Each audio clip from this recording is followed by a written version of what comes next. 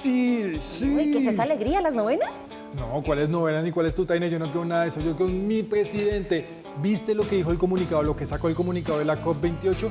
Que los países abandonan los combustibles fósiles, tal como lo dijo mi presidente. Ay, Pipe, yo quisiera tener esa fe que tú tienes. Sí, ese paralelo entre lo que dijo la COP28 y lo que dijo el presidente Petro está como un poquito forzado, un momentico, porque el comunicado dice que los países van a abandonar los combustibles fósiles de manera justa y ordenada. ¿Qué quiere decir eso? Que no es del sopetón acabando con las licencias de exploración como quiere este gobierno y no un país chiquito como Colombia haciéndose el harakiri por todo el mundo, eso sí. Bueno, pero en todo caso es un golazo. Pues Bueno, pero y además recoge otras ideas del presidente, como que Hitler se está metiendo en los hogares de Estados Unidos y estas cosas.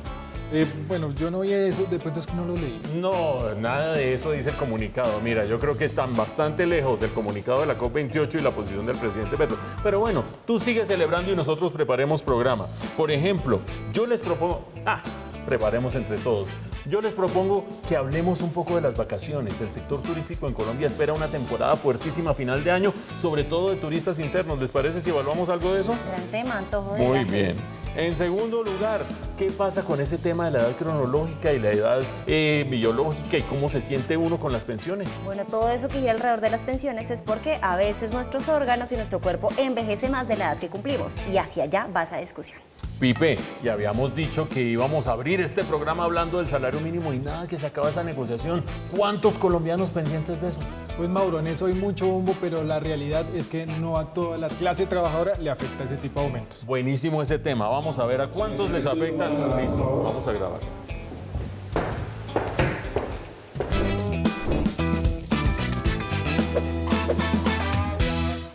Poco a poco se acerca el fin de año y a nivel económico se espera que el sector turístico pueda repuntar y ser la estrella reluciente en esta época decembrina. Mauricio, vamos a empezar a explorar algunas cifras sobre el turismo y, por supuesto, si efectivamente esta expectativa se va a cumplir. Pues Karen, hablamos del sector turístico no solamente por esa expectativa de final de año, sino porque es una gran apuesta de este gobierno. El plan Turismo en Armonía con la Vida, que es el plan turístico de este gobierno, establece unas metas bastante ambiciosas, pero vamos a ver si se pueden lograr o no. Por ejemplo, en turistas extranjeros, dice que este año 2023 debería terminar en 5,4 millones de visitantes extranjeros. ¿Lo lograrán? ¿No lo lograrán? Vamos a ver algunas cifras más adelante. Dice que en el año 2026 esa cifra debe haber aumentado hasta 7,5 o 12 millones de turistas extranjeros. Un rango un poquito amplio, pero bueno, la meta debe caer ahí.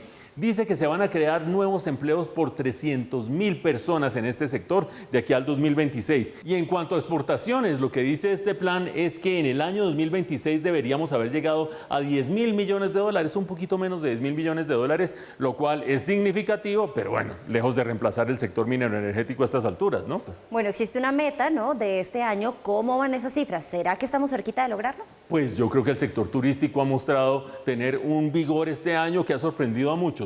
Vean, por ejemplo, entre enero y octubre, el último cierre para el cual hay cifras en este momento, 4,6 millones de turistas extranjeros han venido al país. Eso es mucho, poquito o nada. Es más del 27% por encima de lo del año anterior. Es un sector bastante pujante. La meta para el final de 2023 es 5,7 millones. ¿Será que alcanzamos de 4,6 millones a 5,7? Vamos a ver qué termina sucediendo. Y en cuanto a turismo interno, vean ustedes las cifras. Este gráfico nos muestra desde 2019, trimestre tras trimestre, el número de turistas. Agarren ustedes las barras y vean cómo se cayó durante la pandemia, cómo se va recuperando y ya estamos a los niveles prepandemia. Falta ver qué termina sucediendo en el último trimestre. Aquí vamos hasta el segundo trimestre, que es hasta donde hay cifras de parte del ministerio, y vamos a ver cómo se cierra el año con estas cifras, Pipe. Pues Mauro, esas cifras se ven bastante alentadoras, pero aquí yo vengo de Aguafiestas con algún par de preguntas. Uno, por ejemplo, se va de viaje de carretera y piensa que la de seguridad, que los huecos, que el derrumbe ahí, ¿qué hacemos? Hay 4 grandes interrogantes, ya los menciona Pipe: la seguridad, el estado de las vías, la infraestructura hotelera, ¿hay suficiente o no hay suficiente? Y una pregunta clave: ¿se puede viajar a todas partes en este país, sí o no? Es una pregunta que se hacen los colombianos. Y es una pregunta que vamos a resolver con quizás el único colombiano que ha recorrido los 1.065 municipios que se pueden recorrer entrando por tierra en nuestro territorio.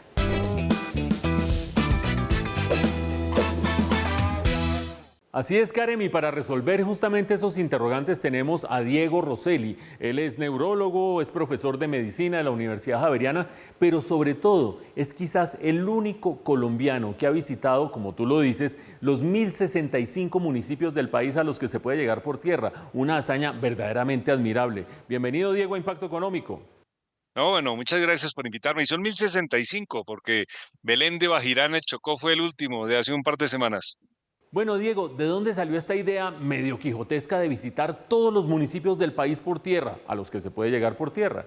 Sí, no, pues todo arrancó en el año 2004, cuando yo me fijé el propósito de visitar. En esa época escribía para el periódico Portafolio crónicas sobre los 100 principales municipios o ciudades y pueblos grandes de Colombia. Y luego me dediqué a recorrer a los extremos, los pueblos de las esquinas de Colombia, del Chocó, del Putumayo, de Nariño, de La Guajira. Y cuando me di cuenta ya llevaba más de 500 municipios visitados y me fijé la meta de por qué no completarlos todos. Y se acaba de cumplir. Bueno, una persona con esa experiencia hay que preguntarle lo obvio. ¿Qué piensas de la seguridad después de haber hecho este recorrido por todo el país? Pues yo siempre he creído que uno corre más riesgos andando por Bogotá, Cali, Medellín o Barranquilla. El miedo que tenemos los colombianos yo creo que es sobrevalorado, porque yo me he metido en unos sitios que no necesariamente recomiendo, pero en los lugares más complejos de la Alta Guajira, del Catatumbo o de las zonas cocaleras de Nariño y el Cauca, y nunca he tenido ningún problema, ningún tropiezo, ningún obstáculo me ha impedido llegar a los pueblos donde me he propuesto. Otra pregunta obligada, Diego. ¿Qué piensas de la infraestructura vial del país después de haber hecho este gran periplo? Bueno, que la noticia buena o la noticia mala. Se les ha trabajado bastante las vías primarias, digamos, la ruta para ir de Bogotá a la costa está en un estado bastante aceptable. Falta la doble calzada en unos tramos largos. Lo más aburridor es el tráfico, que todo Colombia se mueva en camión, hace que sea desesperante un recorrido por esas carreteras principales. Ahora, si nos metemos por las carreteras secundarias y terciarias, ahí también hay noticias buenas. Mucho de lo que se ha construido en años recientes ha sido importante. Muchas vías se han pavimentado, carreteras secundarias. Las terciarias, que son las que más me han gustado, son carreteras de todas maneras solitarias, difíciles y que requieren un 4x4 en general. Pocas personas han tenido esta oportunidad de conocer todo el país, todas sus poblaciones. ¿Qué piensas de ser colombiano? ¿Cómo te sientes? Sí, yo creo que de todas maneras subvaloramos lo que tenemos nosotros. Hay sitios de Colombia que merecen figurar en el registro de los sitios turísticos con un poco mejor de infraestructura y de vías. Hablaría del norte de Santander, el Guaviare es una belleza, el Putumayo, el Caquetá, el Pacífico, tal vez es la zona más subvalorada de Colombia y tiene unos encantos pues increíbles que yo los invitaría a que los fuéramos a conocer. ¿A tu juicio existe un común denominador en todo esto? ¿Qué es la colombianidad? ¿Hay algo que nos define? Yo creo que aparte de unas frases de cajón como la camiseta de la Selección Colombia que nos une, de pronto los símbolos patrios y eso no tanto, lo que nos une, lo que nos asemeja es nuestra diversidad. Yo pienso que Colombia es un país de una diversidad increíble que no sabemos aprovechar. La diferencia que hay entre el llano y la selva, el Caribe, el Pacífico, los nevados, hace que nosotros no valoremos eso que nos hace diferentes, que es quizás lo que tenemos en común, por así decirlo. Esta sí es una pregunta para la experiencia que tú tienes. Si tuvieras que crear un eslogan para promover el turismo interno en el país, ¿cuál sería ese eslogan? Bueno, eso podría ser uno. La diversidad es lo que nos hace similares y que Colombia lo tiene todo. Tal vez si quisiéramos en 3, 4 palabras, Colombia lo tiene todo. No hay por qué irse a buscar atractivos turísticos en el extranjero. Es el punto de vista experto de Diego Rosselli, neurólogo, profesor de medicina de la Universidad Javeriana y sobre todo una persona que conoce como casi ningún colombiano los municipios de este país y los ha recorrido por tierra, como debe ser en el turismo interno. Muchas gracias, Diego, por haber estado en Impacto Económico. Gracias por la invitación, Mauricio. El debate de la reforma pensional se quedó para el año entrante, pero es una discusión que a todos nos compete, porque a todos tarde o temprano nos va a llegar la edad de pensionarnos. Nos va a llegar la edad de pensionarnos, Mauro. ¿A ti ya te llegó la edad de pensionarte? ¿Cómo así? Yo estoy en la flor de la vida, me siento plenamente productivo. Mauro, perdóname, pero no es como uno se sienta, es la edad cronológica que uno tenga. Muéstrame la cédula, caballero. Como Bueno, uno se sienta. esa discusión que ustedes están teniendo sobre si la edad biológica o la edad cronológica es lo que se está hablando alrededor del mundo con relación al futuro de las pensiones. ¿Cuál es la edad relevante para pensionarse, la biológica o la cronológica? La nota de Karen. Este es un filtro que se ha vuelto muy popular en redes sociales porque nos permite viajar en el tiempo hacia el futuro y empezar a visualizarnos como una persona de la tercera edad.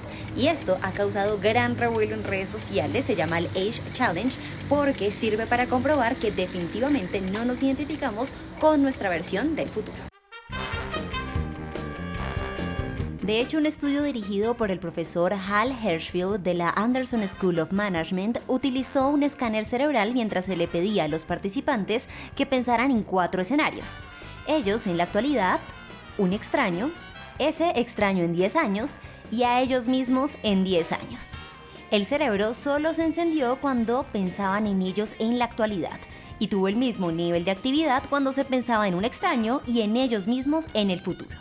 Según la economía del comportamiento, las personas no se identifican con su yo del futuro y son incapaces de empatizar con las necesidades que vendrán cuando se logre cierta edad. Esta podría ser alguna de las razones por las cuales para muchas personas el tema de las pensiones es tan poco atractivo. Sin embargo, no hay que desconocer que cada vez más se están teniendo conversaciones importantes y fundamentadas con la ciencia para este tipo de casos. Por ejemplo, ahora mismo se está discutiendo si debería tenerse en cuenta la edad biológica o la edad cronológica para pensionarse. ¿Qué quiere decir esto? El profesor de finanzas en la Escuela de Negocios Schoolish, Moshe Milevsky, de la Universidad de York, ha planteado una nueva tendencia hacia las pensiones, y es tomar en cuenta la edad biológica para pensionarse. Es decir, medir qué tanto ha envejecido nuestro cuerpo en vez de tener en cuenta los años que hemos cumplido.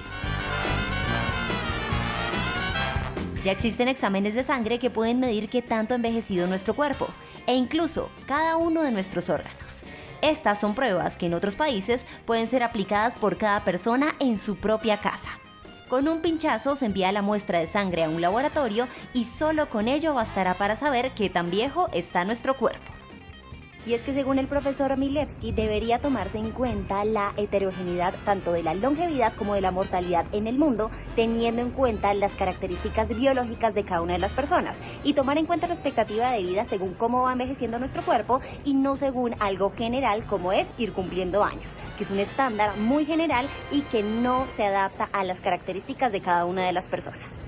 En Colombia, a estas discusiones se le suma toda la coyuntura por la cual está pasando el sistema pensional y lo que se requiere en la reforma que está por venir para que cobije a la mayor cantidad de colombianos posible. El analista económico y experto en pensiones Freddy Castro nos da su punto de vista. En un entorno en el cual está cambiando la pirámide poblacional, o sea, cada vez la población está envejeciendo más, pues no va a ser sostenible en el largo plazo. Los más jóvenes no van a poder pagarle a los más viejos por su pensión. Entonces la primera, abandonar o repensar esa idea. La segunda, pensar en esquemas que ayuden a expandir la cobertura pensional en el país. Ya tenemos 3 de cada 4 mayores de 65 años que no tienen pensión. Esos esquemas pueden ser pensar en algún, por ejemplo, mecanismo de ingreso mínimo garantizado para facilitarle a las personas una vejez digna. Cualquier tipo de reforma pensional o que busque que las personas efectivamente logren pensionarse, tienen que pensar primero en lo laboral, y lo laboral pasa por combatir informalidad. Coyuntura, ciencia y economía del comportamiento. Todo tiene que ver cuando de nuestro bienestar financiero a futuro se trata.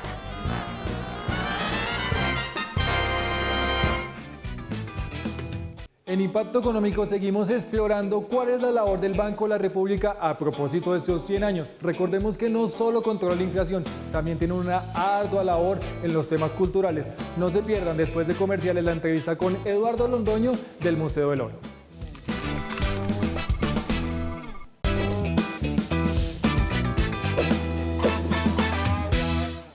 En Impacto Económico estamos como siempre con los protagonistas de la economía colombiana y un gran protagonista es el Banco de la República, el Banco Central que está cumpliendo 100 años y más o menos los que nos movemos alrededor de las discusiones económicas sabemos que hace el Banco de la República, un ente independiente que controla la cantidad de dinero, que es el banco emisor, emite los billetes y monedas que todos conocemos, es además administrador de las reservas internacionales del país.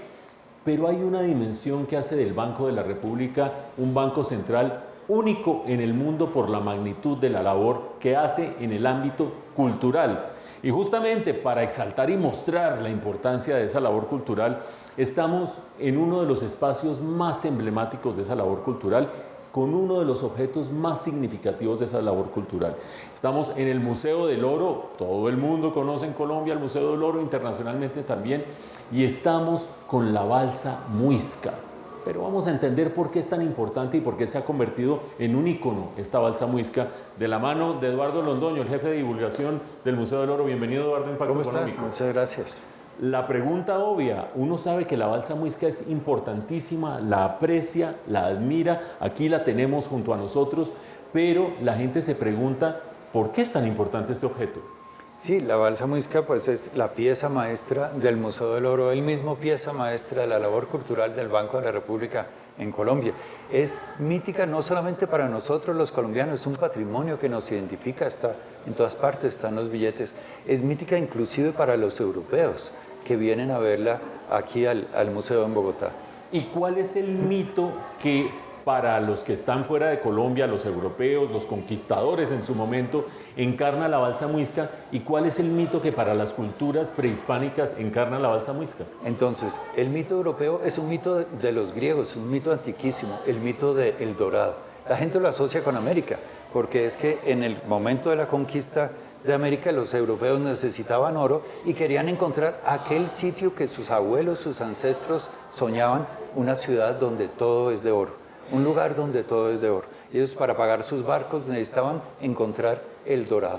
Cuando llegan a las costas colombianas, desde allá les dicen, hay un lugar donde todo es de oro. Cuando llegan a las Antillas, vaya señor Cristóbal Colón hasta allá, hasta el horizonte, dé la vuelta y encontrará un lugar, una ciudad donde todo es de oro. Les dicen, hay un cacique que se cubre todo de oro, no se pone solamente narigueras, orejeras, pectorales, se cubre todo de oro y hace una ceremonia. Y cuando llegan aquí a la sabana de Bogotá, se enteran que los muiscas hacen una ceremonia alrededor de la laguna, en el centro de la laguna con unas balsas, y que el cacique entra a esa balsa desnudo y todo cubierto de oro. Entonces, el dorado es una persona, el cacique dorado, ese era un mito para los europeos y para los españoles y para los americanos. ¿Y cuál es entonces el mito que también encarna la balsa Muisca desde el lado de las culturas prehispánicas, en este caso los muiscas? Imagínate que para cualquier sociedad, como los colombianos de hoy, como los muiscas, lo importante es poder continuar en el tiempo, poder reinventarse constantemente. Entonces, el oro significa la energía masculina del Padre Sol.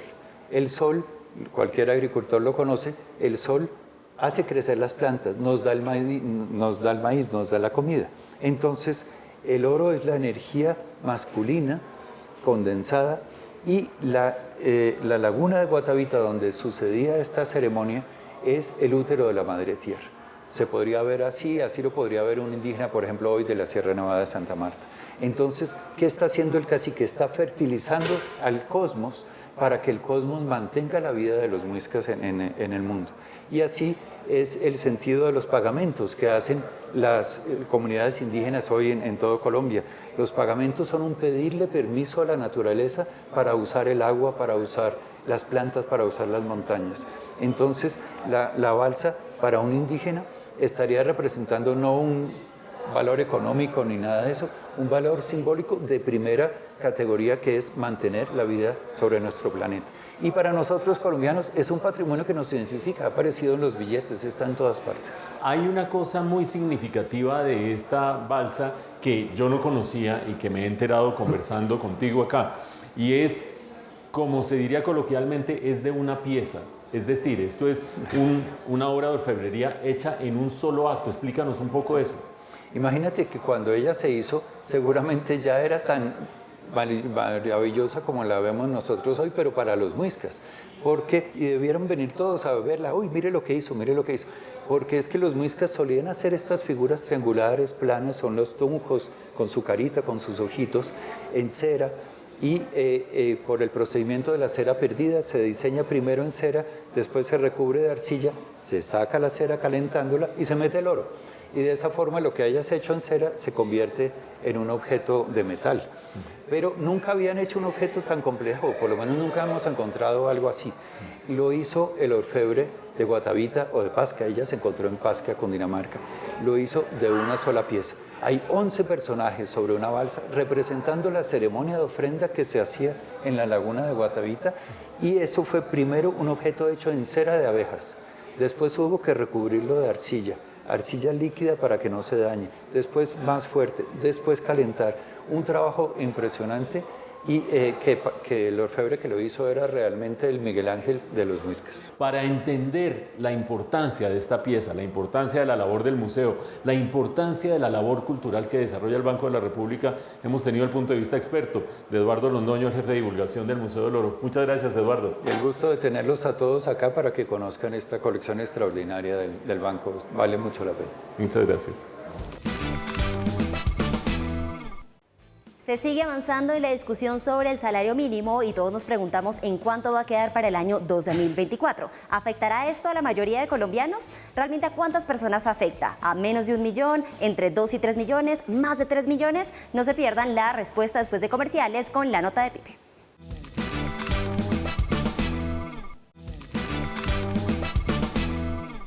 Siguen avanzando las discusiones entre empresarios y trabajadores acerca de cuál va a ser el aumento del salario mínimo. El plazo final para estas conversaciones es este viernes, y lo cierto es que es un tema muy importante que interesa a todos los colombianos. Uy, Mauricio, sí te voy a interrumpir porque a todos los colombianos suena un poquito exagerado, ¿no? Pues claro, todos los colombianos pendientes de en cuánto va a aumentar el salario mínimo para saber en cuánto van a aumentar nuestros ingresos, Karen. No, Mauricio, pero es que solamente un poco más de 2 millones de personas ganan el salario mínimo y se van a ver afectados directamente por esa subida, pero tú dices que todos los colombianos. Es que 2 millones. Ay, mira, ahí te apuesto a ver cómo es la cosa. Sí, no, pues En vamos. esta apuesta yo me meto y voy totalmente con Karen, porque resulta que al 80% de la población laboral colombiana no le afecta directamente el aumento del salario mínimo. ¿A quiénes afecta y a quiénes no el aumento del salario mínimo en Colombia? La nota de Pipe.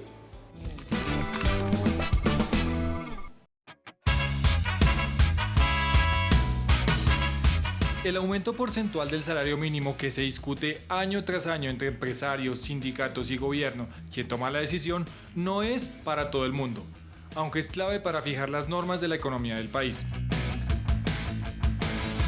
Por ejemplo, los primeros excluidos son los informales, un sector que corresponde al 56% del mercado laboral colombiano. Otro de los excluidos es el sector de los trabajadores formales del sector privado que ganan más de un mínimo. En esos casos, el empleador está en libertad de determinar si se le aumenta o no a su empleado, y si le aumenta, cuánto le aumenta. La ley laboral solamente habla de que ese aumento automático que entra a regir cada año solamente va a tener incidencia en el salario mínimo legal. No hace cobertura hacia ningún otro parámetro de salario. Carmenza García trabajó casi 30 años en una reconocida empresa colombiana. Ella cuenta que unos años le aumentaban y otros no. Si yo ganaba el mínimo, obviamente a las personas que ganaban el mínimo les aumentaban lo que decretaba el gobierno. Pero las otras personas, si yo gano, por decir algo, 1.160.000 está el mínimo, y si yo gano 1.161.170, pues no me van a aumentar sino de acuerdo a lo que ellos decían, el 1% o menos. Explica que aunque devengaba más de un mínimo, tampoco era mucha la diferencia. Pues para mí que no estoy en un mínimo, pero estoy ganando mucho, por decir algo, 100.000 o 200.000 pesos más. Me afecta muchísimo porque yo no puedo cumplir con todas las obligaciones, sube todo, sube el transporte, y obviamente si sube la gasolina y el transporte, pues sube el resto de productos y el consumidor es el que sigue pagando más. Entonces la plata cada vez me alcanza menos. Este tipo de decisiones del sector privado en la práctica es como reducir salarios en la medida que pierden poder adquisitivo. Un duro golpe a la clase media. Y esa es una discrecionalidad que obviamente atenta contra el poder adquisitivo de los salarios de esos trabajadores. Carmenza García es un ejemplo de cómo los aumentos del salario mínimo no tocan directamente a toda la población colombiana. A unos beneficia directamente y a otros no. Por ejemplo, En el sector público, históricamente a todos, sin importar si devengan más de un mínimo, se les ha aumentado con el incremento del mínimo. Hasta cuando este año el presidente Petro habló de congelar altos salarios de funcionarios estatales. No sé cómo, pero el año entrante no pueden subir los altos salarios en el sector público de Colombia. Sería un suicidio económico. Lo cierto del caso es que a la hora de mirar noticias sobre el aumento del salario mínimo, esto hay que hacerlo con lupa. Del mercado laboral del país, el 43% gana menos de un mínimo. A ellos no los toca directamente el incremento del mínimo. El 15%, unos 3,5 millones, reciben un mínimo. A ellos sí les beneficia. El 6,9% reciben entre 1 y 2 salarios mínimo. No les beneficia si están en empresas como las de Carmenza, que unos años les suben y otros no. Aparentemente ni somos pobres ni somos ricos, ¿no? Pero vamos cada vez más pobres. El 1,7 entre 5 a 8. El 0,5 entre 8 a 10 y solo 180.000 colombianos, según el DANE, ganan más de 10 salarios mínimos. Por ejemplo, los congresistas. Yo he visto aquí en este Congreso el esfuerzo, la dedicación. Yo misma he pasado noches enteras leyendo. Estas son las cuentas de a quienes toca directamente el aumento que año tras año se discute entre empresarios, sindicatos y gobierno. El porcentaje es clave para poner reglas en la economía colombiana, pero lo seguro es que a la hora de fijar aumentos, no a todo el mundo le toca. Claro.